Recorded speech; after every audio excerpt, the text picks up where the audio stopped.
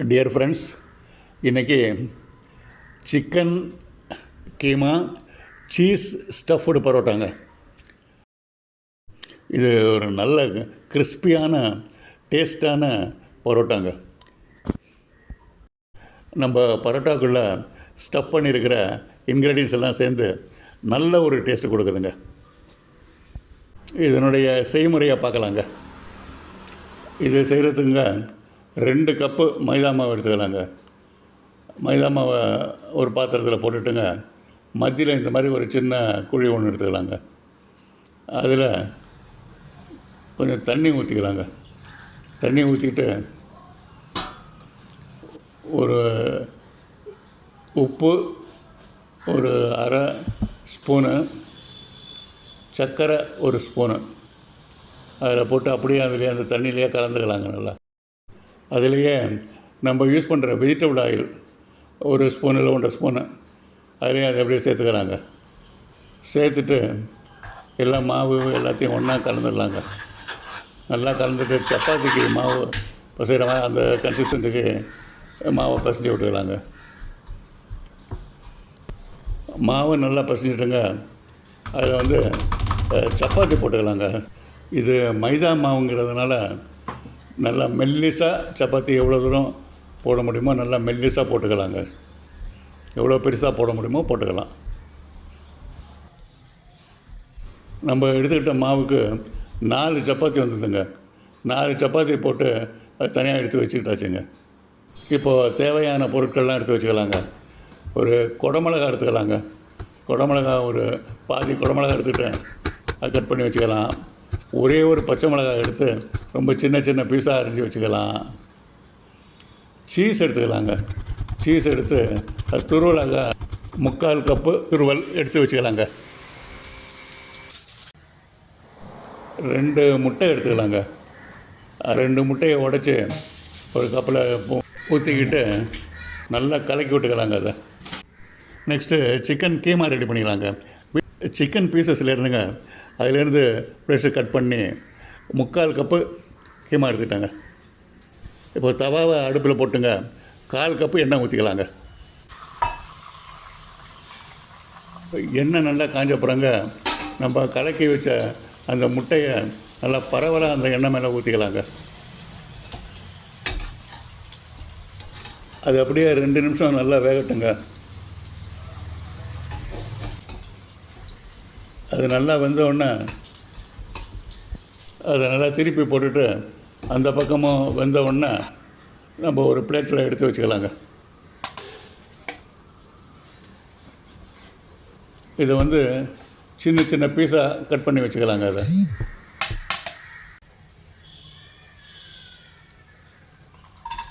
இப்போது அந்த தவாவில் மீதி இருக்கிற எண்ணெயில் அப்படியே இந்த நறுக்கி வச்ச வெங்காயத்தை போட்டு வதக்கிக்கலாங்க.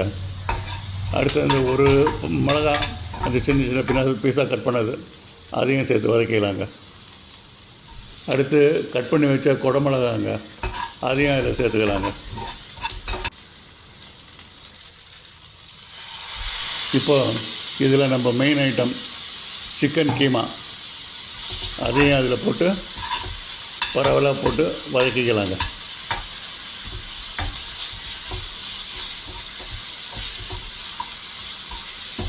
சிக்கன் கீமா நல்லா வெள்ளையாக கலர் மாறுற வரைக்கும் நல்லா போட்டு வதக்கிக்கலாம்.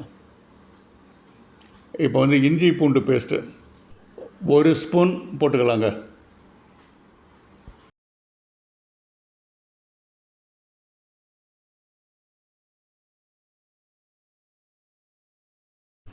இதெல்லாம் நல்லா வதங்கின உடனே ஒரே ஒரு தக்காளிங்க சின்ன பீஸாக கட் பண்ணது அதையும் அதில் போட்டு சேர்த்துக்கலாங்க. எல்லாத்தையும் ஒரு 2 நிமிஷம் நல்லா வதக்கிக்கலாங்க. இப்போது சின்ன சின்ன பீஸாக கட் பண்ணி வச்ச முட்டை அடைய அதில் சேர்த்துக்கலாங்க. அப்படியே எல்லாத்தையும் நல்லா கலந்து விட்டுடலாங்க.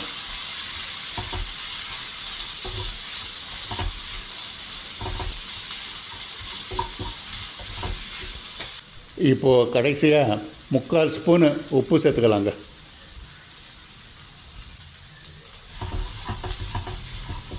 பரவலாக போட்டு விட்டுக்கலாம். எல்லாம் நல்லா கலந்து விட்டுடலாம்.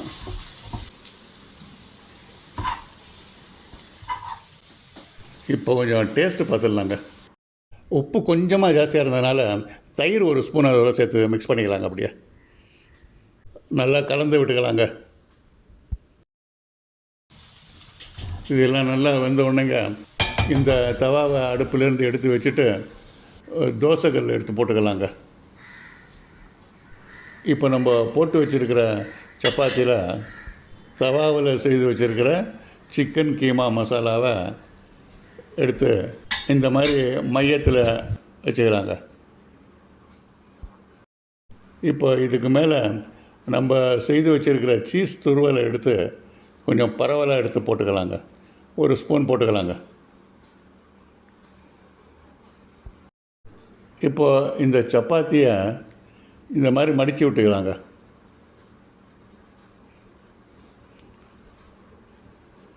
அது கம்ப்ளீட்டாக அந்த மசாலாலாம் க்ளோஸ் பண்ணி அது வெளியில் தெரியாத அளவுக்கு அதை மடித்து வச்சுக்கலாங்க.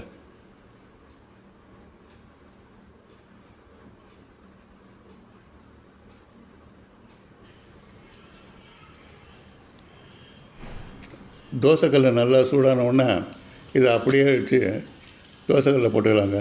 போட்டு சுற்றி எண்ணெய் 2 ஸ்பூன் ஊற்றிக்கலாங்க. இந்த பரோட்டாவை ஒரு பக்கம் நல்லா கீழே நல்லா ஃப்ரை ஆன உடனே அதை திருப்பி போட்டு 2 பக்கமும் நல்லா ஃப்ரை பண்ணி விட்டுலாங்க.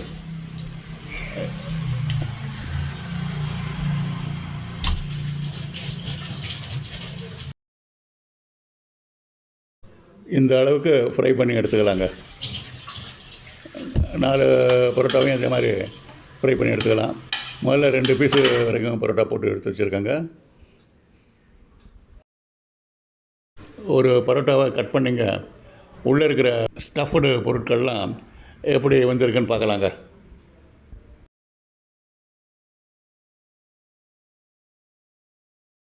உள்ள சீஸு நல்லா மெல்ட் ஆகி வெங்காயம், சிக்கன் பீசஸ்ஸு, கேப்சிகம் எல்லாத்துலேயும் சேர்த்து நல்லா மிக்ஸ் ஆகிருக்குங்க.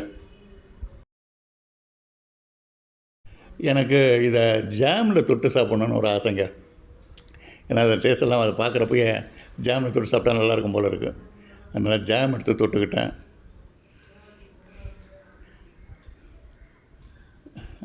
நல்லா இருக்குங்க டேஸ்ட்டு, அருமையாக இருக்குது டேஸ்ட்டு. நீங்களும் கண்டிப்பாக இதை செய்து பாருங்கள், சாப்பிட்டு பாருங்கள், என்ஜாய் பண்ணுங்கள் டேஸ்ட்டை. Thank you very much friends for வாட்சிங். Thank you very much.